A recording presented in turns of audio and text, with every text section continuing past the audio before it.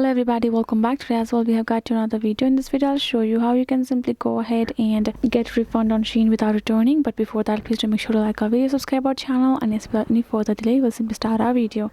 So for that matter, first thing you will do, you will go to your Chrome browser and simply access your Shein. You can even access your app for the matter.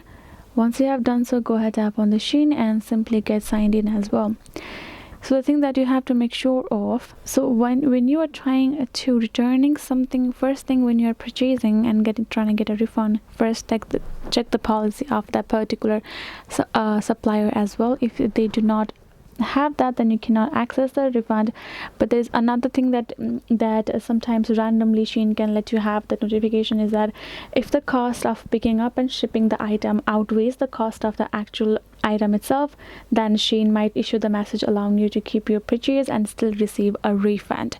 In that case only it randomly appears for some of your purchases, but you have to keep in mind that this only occurs one time per person. It won't give you the chance. If it has already appeared for yourself, then it won't the next time. And then you can simply tap on this horizontal on top corner of the section, and you will go to your profile.